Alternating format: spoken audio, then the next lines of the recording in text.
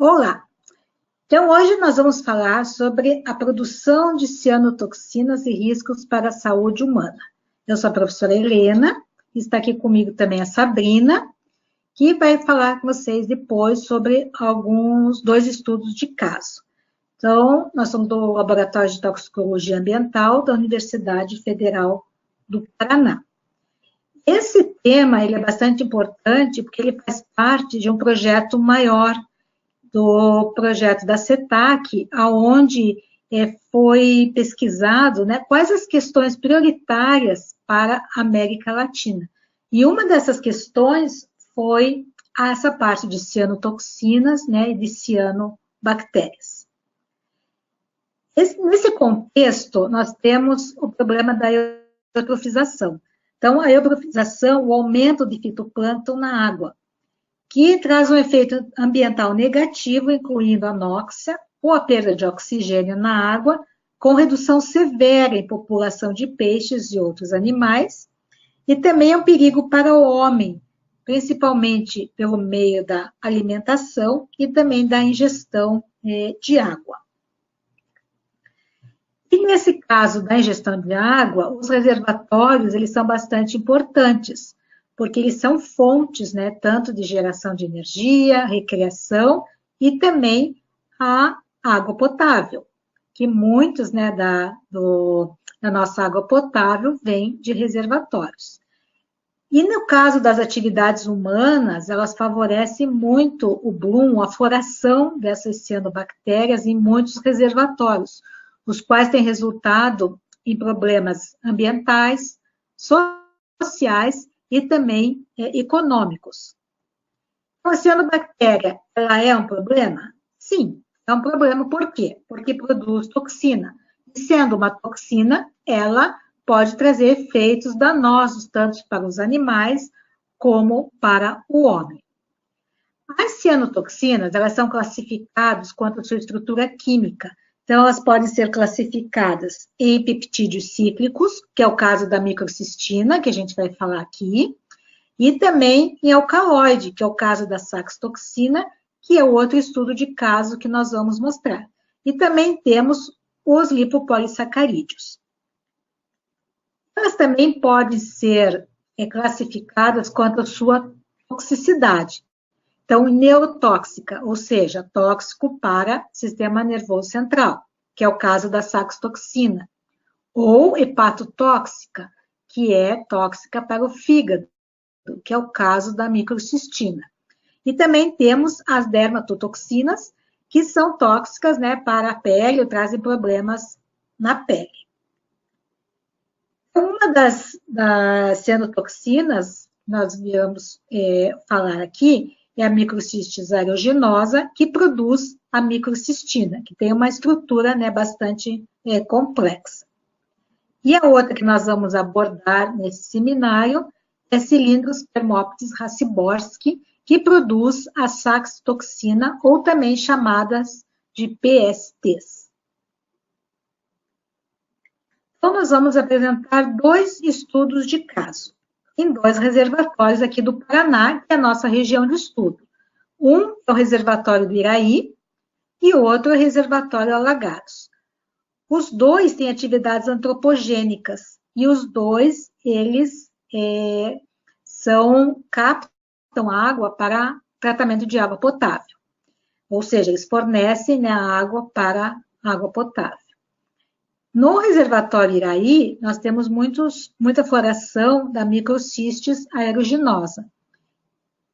E no reservatório Alagados, da Cylindrospermopsis raciborski.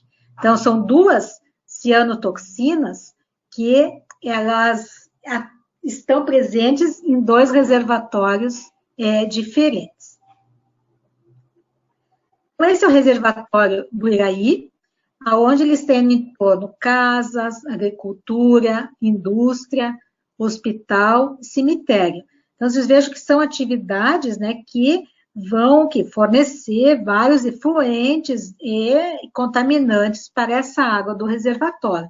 Então, são atividades, né, humanas que geram ou são potenciais de geração de quê? De contaminantes nesse reservatório. E isso acarreta no quê? Na presença de cianobactérias, na eutrofização e, no caso do iraí, nessa produção da microcistes pela microcistis aeruginosa, ou seja, da microcistina, né? Então, a produção da microcistina pela microcistis. Então, agora a Sabrina vai comentar alguns resultados que nós obtivemos nos nossos estudos aqui nos reservatórios. Então, esse nosso trabalho, então, ele é um dos estudos de caso que nós vamos apresentar aqui. E ele, qual foi o objetivo? Então, avaliar as concentrações de cianotoxinas no reservatório do Iraí e também avaliar quais foram os efeitos tóxicos que essas toxinas causaram para os peixes diófagos brasilienses e também o potencial de depuração dessas toxinas nesses organismos. Para a realização desse estudo, então, foi realizada uma amostragem no reservatório do Iraí, no período de 2015 a 2016. Então, durante esse ano, foi realizada uma coleta em cada estação do ano e foram coletadas amostras de água para análise do fitoplâncton e também análises químicas de quantificação de cianotoxinas. Também foi realizada uma amostragem de peixes e os peixes foi utilizado para análises químicas do tecido muscular de cianotoxinas e também análise de biomarcadores. Uma parte dos peixes coletados no reservatório do Iraí, ela foi destinada para o experimento de depuração.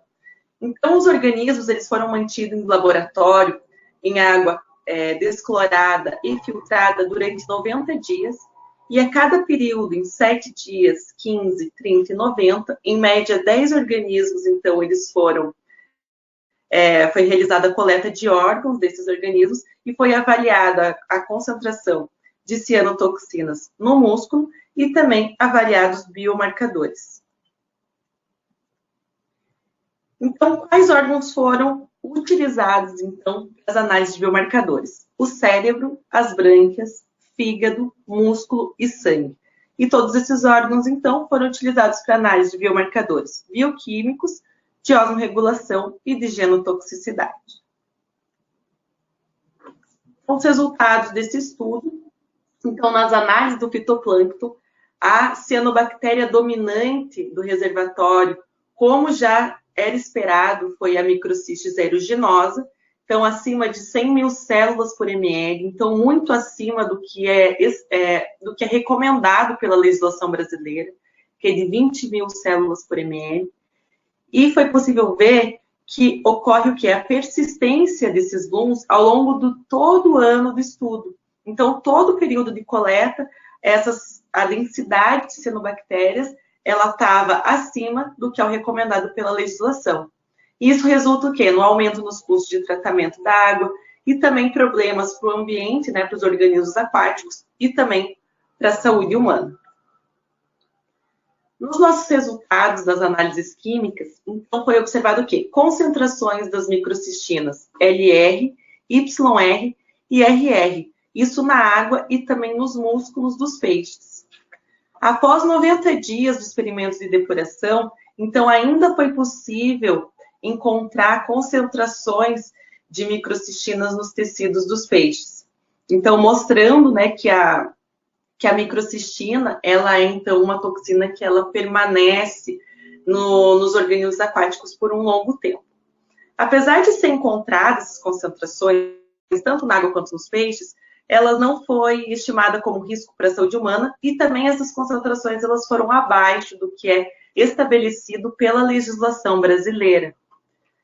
E por essas toxinas elas estarem presentes nos tecidos dos peixes, então os peixes eles podem ser carreadores dessas toxinas ao longo da cadeia alimentar, mesmo que tenha sido encontrado neles concentrações baixas das microcistinas. Os resultados das análises de biomarcadores, então, elas mostraram que ocorreu o quê? Alteração do sistema antioxidante dos peixes, levando ao estresse oxidativo e também o dano em macromoléculas, como lipídios e DNA. Após os 90 dias de depuração, então, foi possível observar, então, a recuperação do sistema antioxidante e também dos danos dessas macromoléculas. aqui nós estamos mostrando a nossa análise, uma análise multivariada, uma permanova, que aqui nós colocamos todos os nossos biomarcadores, né? É uma análise que a gente consegue ver padrões gerais, mostrando, então, a diferença dos peixes que foram coletados no reservatório no tempo inicial, que é o tempo zero, e depois em 90 dias, mostrando a diferença, a recuperação, então, do sistema antioxidante e a recuperação no dano que essas toxinas elas podem ter causado, então, para as macromoléculas. O nosso outro estudo de caso foi realizado, então, no reservatório Alagados.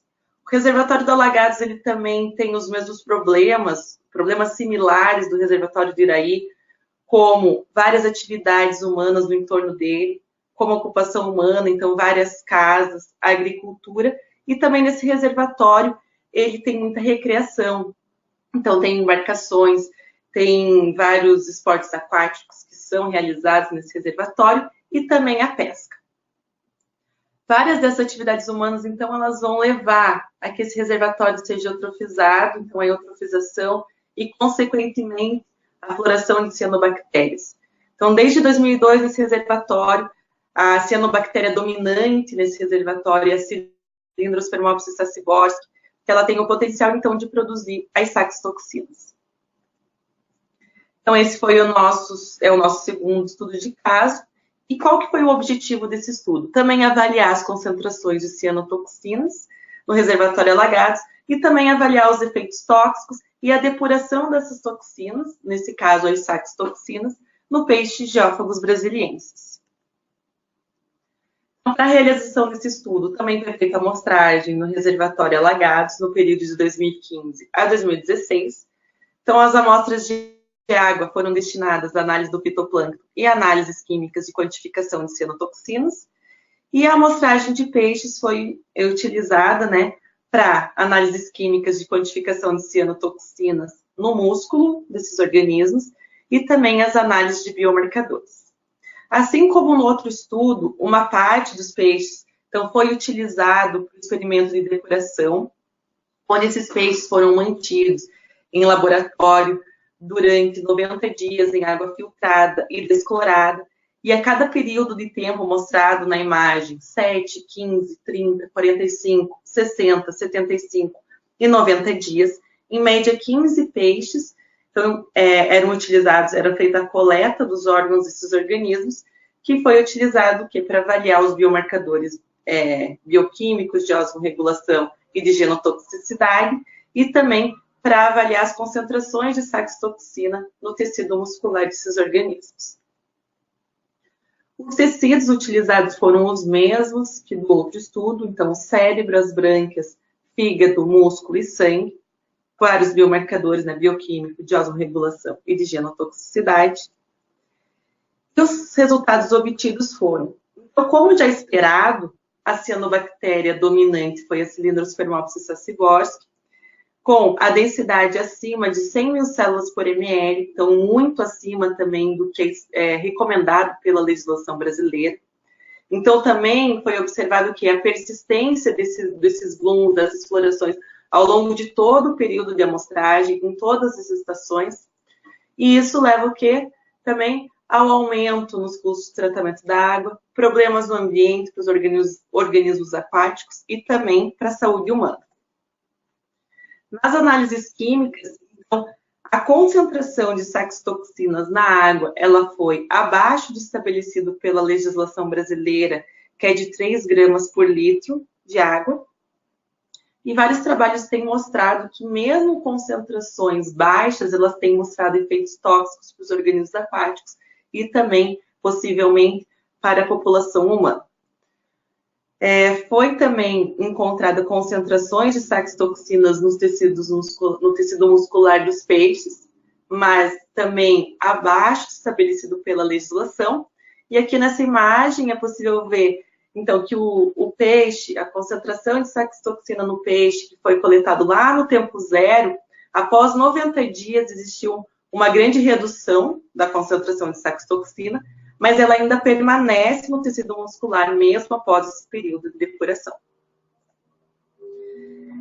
Os resultados dos biomarcadores, de análise de biomarcadores, mostrou que ocorreu uma alteração no sistema antioxidante, levando ao estresse oxidativo, e também danos em macromoléculas, nos lipídios e no DNA.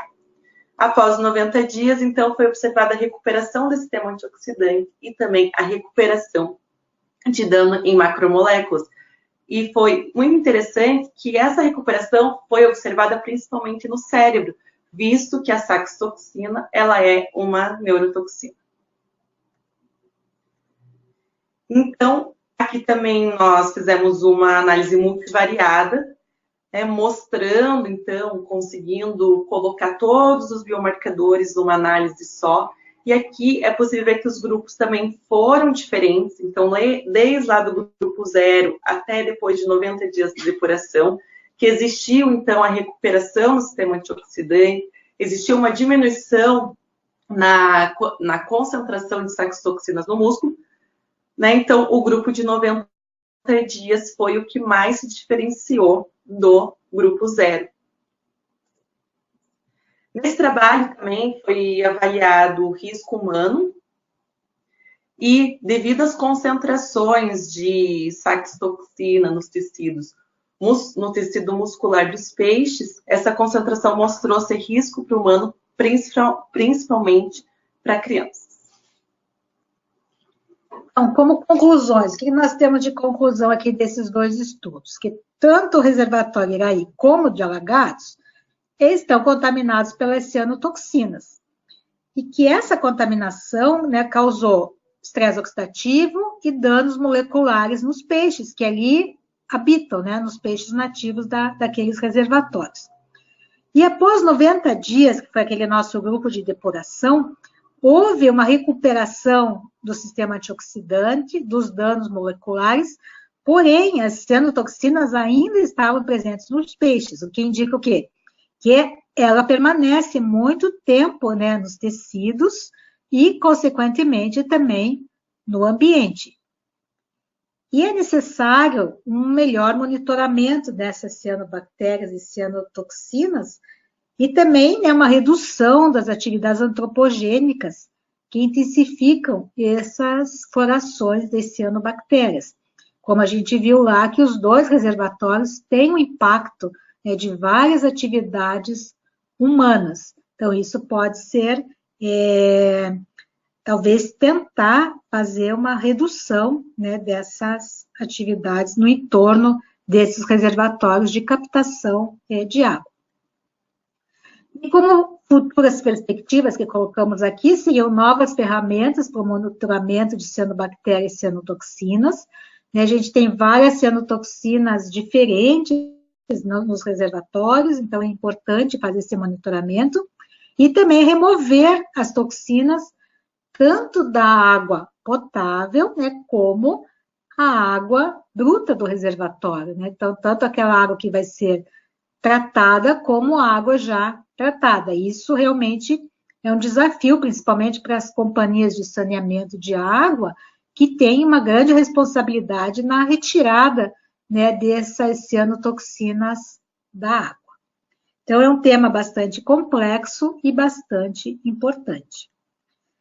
Então, nós agradecemos, né, a atenção de vocês, e agradecemos também todos os órgãos financiadores dessa pesquisa e também os laboratórios colaboradores.